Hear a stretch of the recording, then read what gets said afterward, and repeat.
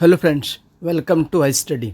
ICR Indian Council of Agriculture Research की ओर से एक री एग्ज़ाम कंडक्ट करवाया जा रहा है टेक्नीशियन की पोस्ट के लिए। यह एग्ज़ाम आप लोगों का 7 जुलाई, 8 जुलाई और 10 जुलाई को टोटल 8 शिफ्टों में कंडक्ट करवाया गया है।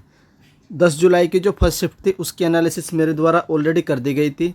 इस वीडियो में हम जो सेकंड शिफ्ट कंप्लीट हुई है 10 जुलाई की, उसमें जीके के जितने भी क्वेश्चन पूछे गए हैं सारे के सारे देखने वाले हैं विद एक्स्ट्रा फैक्ट। तो एक एक करके सारे क्वेश्चन देख लेते हैं वन लाइनर की फॉर्म में। जो सबसे पहला क्वेश्चन आप लोगों से पूछा गया था कि G20 की जो 2023 की मीटिंग है ये कहाँ पर होगी, तो ये इंडिया में होगी। मोस्ट इंपॉर्टेंट है, बहुत ज़्यादा न्यूज़ में रहने वाली है। 2023 में अगर कोई भी समिट रहेगी तो वो यही है, G20 की मीटिंग कहाँ पर होगी, इंडिया में होगी। उसके बाद नेक्स्ट आप लोगों से पूछा था 13वें नंबर का जो hockey India senior women national championship है 2023 की, इसको किसने जीता है। तो ये हुई थी आप लोगों की मध्य प्रदेश ने झारखंड को बीट करके जीता है। ये 13 नंबर की थी वुमेन नेशनल चैम्पियनशिप इन हॉकी।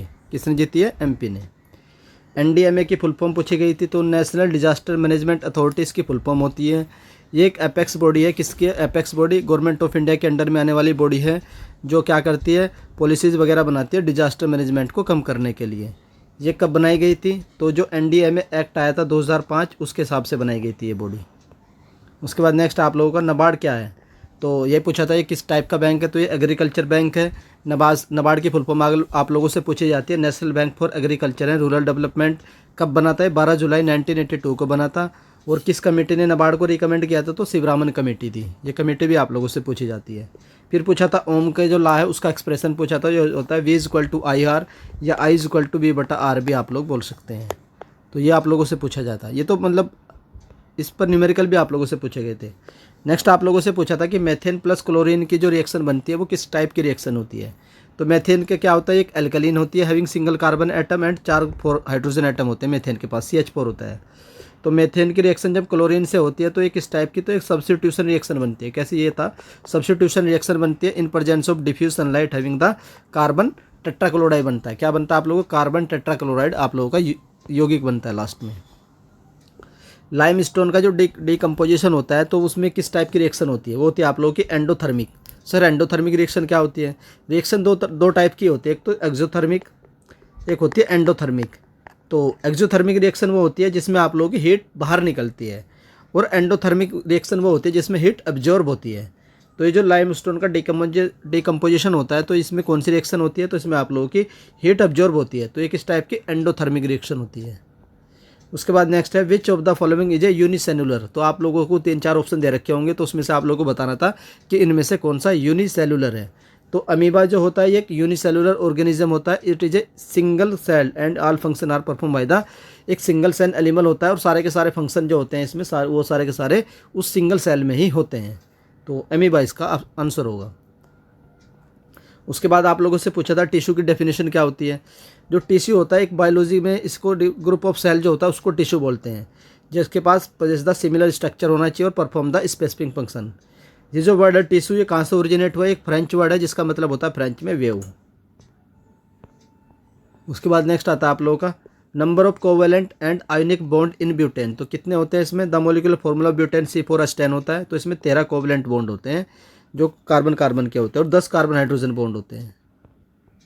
तो ये कोवेलेंट बॉन्ड होते हैं। इसमें कार्बन की वैलेंसी कितनी होती है, तो 4 होती है। उसके बाद नेक्स्ट आप लोगों का why carbon form such a large number of compound. तो कार्बन जो है उसके कंपाउंड बहुत सारा बनते हैं, तो ये किस प्रॉपर्टी की वजह से होते हैं, तो एक प्रॉपर्टी होती है कैटानेशन। तो इस प्रॉपर्टी की वजह से ही कार्बन के ना सबसे ज़्यादा कंपाउंड पाए जाते हैं नेचर में। तो it is a property of the chemical element to form different types of bond by joining other atom of the same element. तो अदर जो बहुत सारे कंपाउंड बनाने की जो टेंडेंसी होती है, प्रॉपर्टी होती है, उसी को बोलते हैं कैटेनेशन। तो ये प्रॉपर्टी किसके पास है, तो carbon is the most popular element for catenation. तो कैटेनेशन के लिए सबसे ज़्यादा कंपाउंड किसके मिलेंगे, आप लोगों के कार्बन के मिलेंगे। And due to this it can create a long chain and series of atoms. तो इस वजह से बहुत सारी एटम्स बना लेता है। कैटिनेशन का आप सीक्वेंस भी याद रख सकते हो, सबसे ज़्यादा कार्बन के होते हैं, फिर सिलिकॉन के, फिर जर्मेनियम के, फिर टिन के। नेक्स्ट आता है principal focus of the convex जो मिरर होती है वो कहाँ किस साइड होता है। तो आप लोग देख सकते हैं मैंने आप लोगों के लिए मिरर लगा दिए। ये आप लोगों का कॉन्वेक्स लेंस है, इधर आप लोगों की हार्ड सरफेस होती है, इधर आप लोगों की जिस सरफेस पर वो होता है वो रिफ्लेक्शन वाली सरफेस होती है। ये फोकल लेंथ होती है, इधर ये फोकस होता है आप लोगों का, ये सेंटर ऑफ कर्वेचर होता है। तो ये होता है प्रिंसिपल एक्सिस पूरा का पूरा। नेक्स्ट देख लेते हैं इन फ्लेमिंग्स लेफ्ट हैंड रूल। जो फ्लेमिंग का बाएं हाथ का जो रूल था उसमें आप लोगों से पूछा कि जो मिडिल फिंगर है वो क्या रिप्रेजेंट करती है। तो फ्लेमिंग का जो लेफ्ट हैंड रूल था, state that if we arrange our thumb forefinger and middle finger of the left hand perpendicular to each other, अगर हम उन तीनों को इस तरीके से अरेंज करें कि वो तीनों परपेंडिकुलर हो, तब उस केस में क्या होता है, जो थंब होता है वो किसकी डायरेक्शन को शो करता है, फोर्स की डायरेक्शन को एक्सपीरियंस करता है। और जो फिंगर होती है फोर फिंगर वो किसके डायरेक्शन को, direction of the magnetic field. और एंड द मिडिल फिंगर जो होती है वो पॉइंट्स करती है। तो ये था आप लोगों का। बाकी इसमें मैं आप लोगों को दोबारा से इसको एक्सप्लेन कर देता हूँ।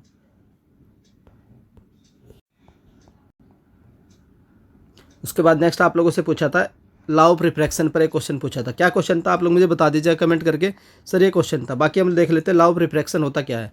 The incident ray, the reflected ray and the normal to the interface of the two transparent media at the point of incidence, सारे के सारे किस में होने चाहिए, सेम प्लेन में होने चाहिए। एक स्टेटमेंट ये होता है आप लोगों का इसका।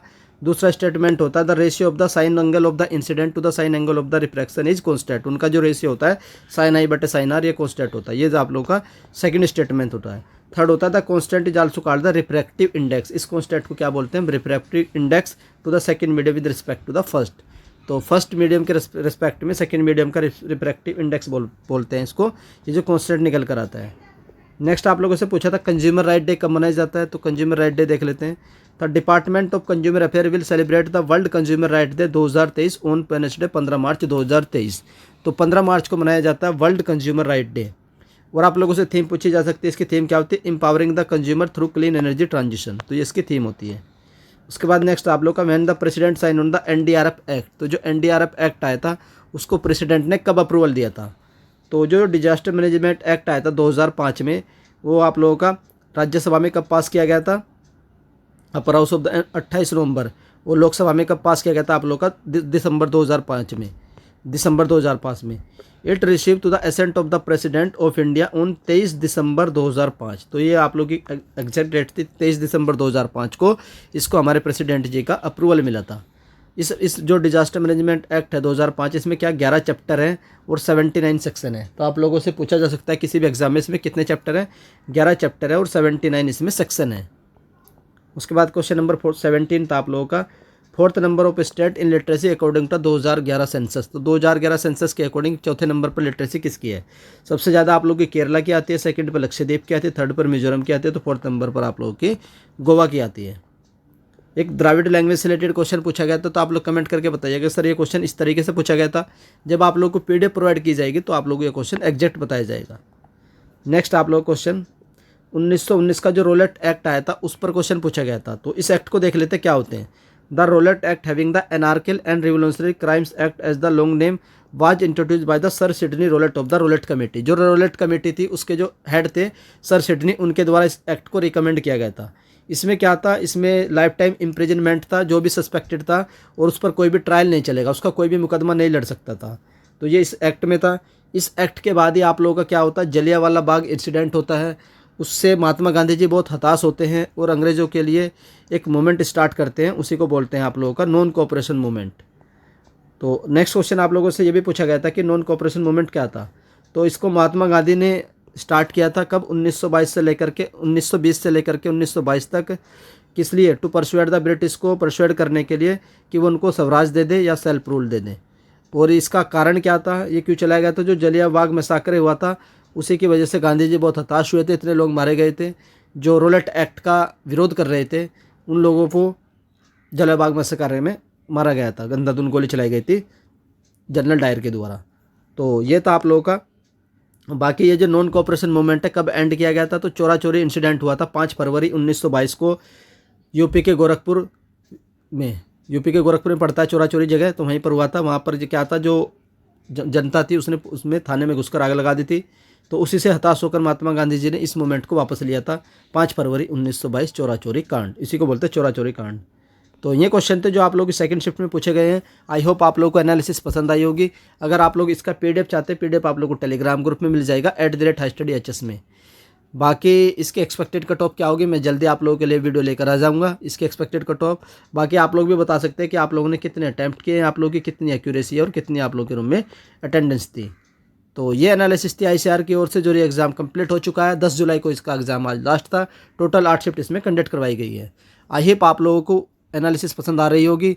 अगर हाई स्टडी चैनल से की गई एनालिसिस आप लोगों को पसंद आई है तो आप लोग वीडियो को लाइक कर सकते हैं, और अगर चैनल पर फर्स्ट टाइम विजिट कर रहे हो तो चैनल को सब्सक्राइब कर लीजिए। आईसीआर की ओर से टेक्नीशियन के रिगार्डिंग कभी भी कोई भी न्यूज़ निकल कर आएगी, उसकी जानकारी आप लोगों को हाई स्टडी चैनल से सबसे पहले दे दी जाएगी। वीडियो देखने के लिए धन्यवाद। Thank you.